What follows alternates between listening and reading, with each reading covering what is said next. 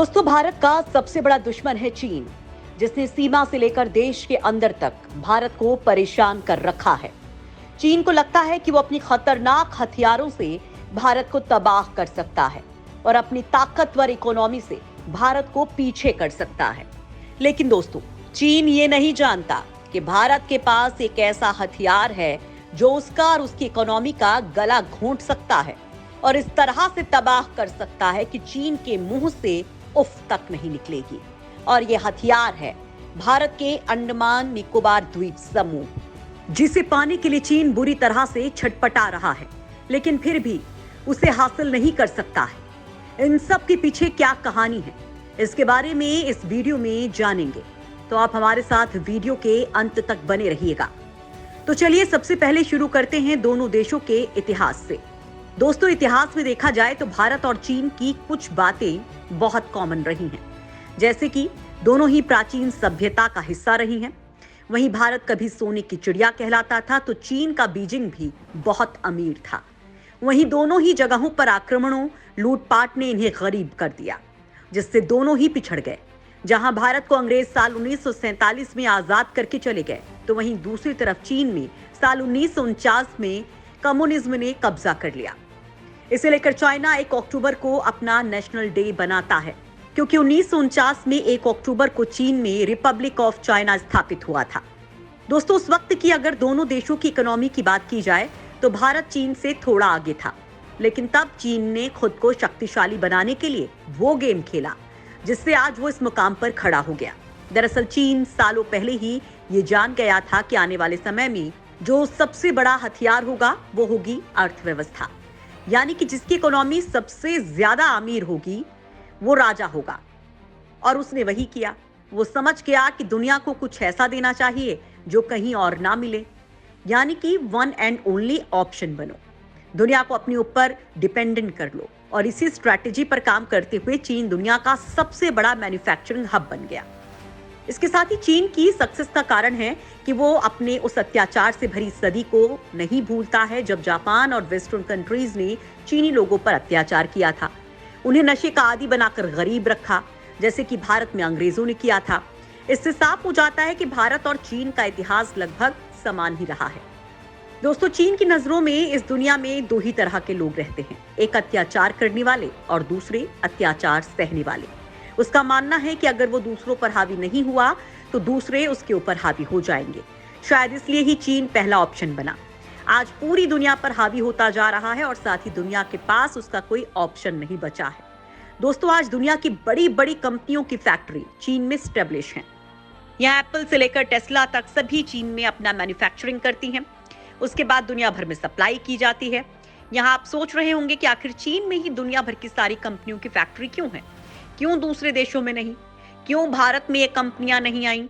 दरअसल दोस्तों, इसके पीछे कारण है कि चीन में 996 वर्क कल्चर है, यानी कि चीन की फैक्ट्रियों में सुबह 9 बजे से लेकर रात के 9 बजे तक काम होता है और ये काम सप्ताह के 6 दिन तक चलता है। इतना ही नहीं, चीन बीच में कोई छुट्टी नहीं रखता है, जैसे कि भारत में हर फेस्टिवल को छुट्टी दी जाती है। उस कंडीशन के आधार पर ही चीन ने अपनी ग्रोथ की है और दुनिया भर की कंपनियों को अपनी तरफ आकर्षित किया है। चीन की इस पॉलिसी को मेड इन चाइना 2025 कहा जाता है। लेकिन मिशन की एक प्रॉब्लम यह है कि जो मैन्युफैक्चरिंग चीन में की गई है उसे दुनिया भर में सप्लाई कैसे किया जाए, जिसे लेकर चीन में बहुत सारे कॉन्फ्लिक्ट्स हैं।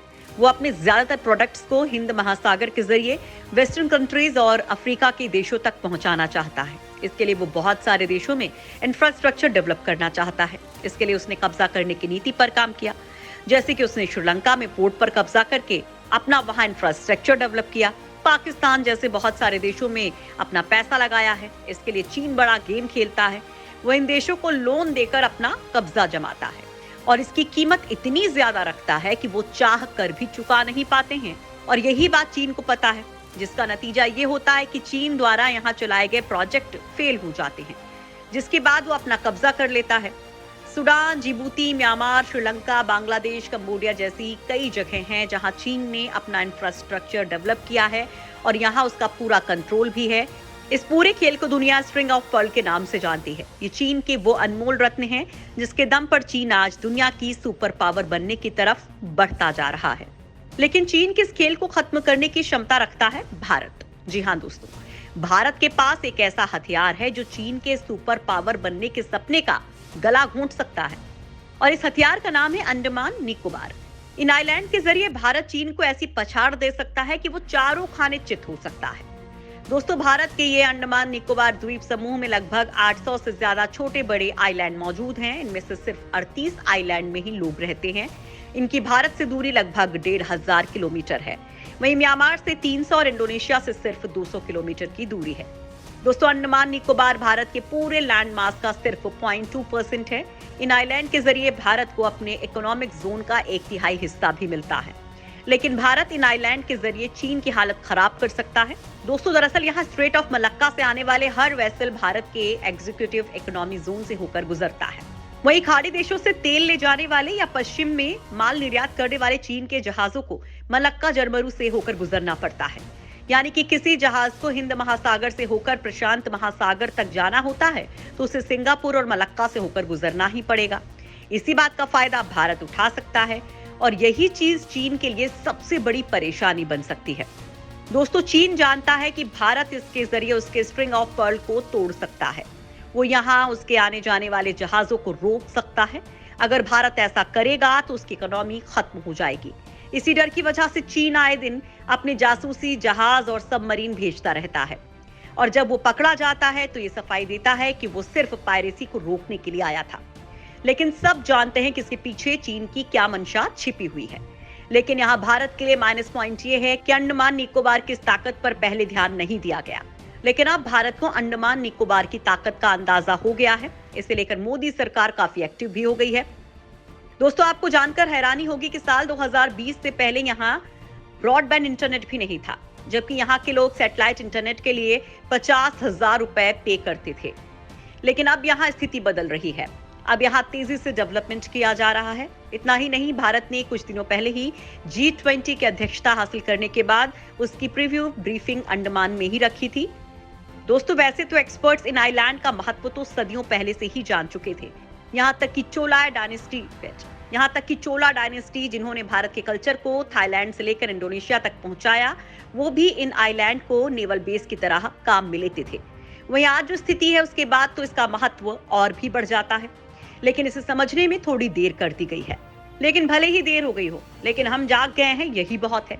दोस्तों, ये आइलैंड भारत को साउथ ईस्ट एशिया से जोड़ने का काम करता है। इसकी बात को ध्यान में रखते हुए भारत यहाँ 75,000 करोड़ के प्रोजेक्ट पर काम कर रहा है, जिसमें एयरपोर्ट का डेवलपमेंट शामिल है, जिससे मिलिट्री के साथ साथ टूरिज्म को भी बढ़ावा मिलेगा। एयरपोर्ट बनने से यहाँ तीनों सेनाओं के लिए बेस बनाए जाएंगे। इसके साथ ही यहाँ ट्रांसशिपमेंट पोर्ट बनाया जा रहा है, जिसे नेवी द्वारा ऑपरेट किया जाएगा।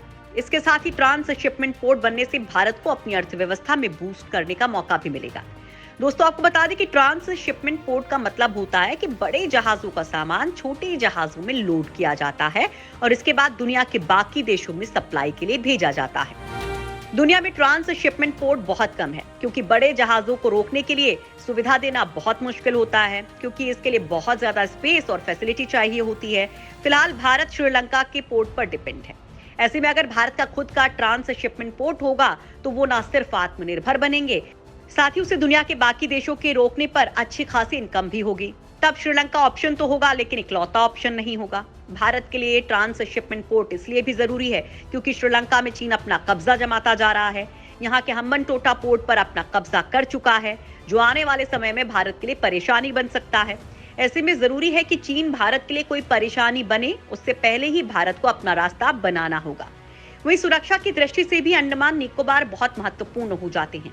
यहाँ भारत की ब्रह्मोस जैसी शक्तिशाली मिसाइल तैनात की गई है, जिससे भारत यहाँ आने वाले हर एग्रेसिव शिप को टारगेट कर सकता है। वहीं अगर कभी चीन और भारत के बीच तनाव ज्यादा बढ़ जाता है तो भारत यहाँ अपने मलक्का जलमरू मध्य से गुजरने वाले उसके इकोनॉमिकल लाइफ का गला घोंट सकता है, जिससे चीन को काफी नुकसान होगा। इतना ही नहीं, चीन अगर कोई भी गलत हरकत करता है तो यहाँ की सेना उसके जहाजों को निशाना बना सकती है।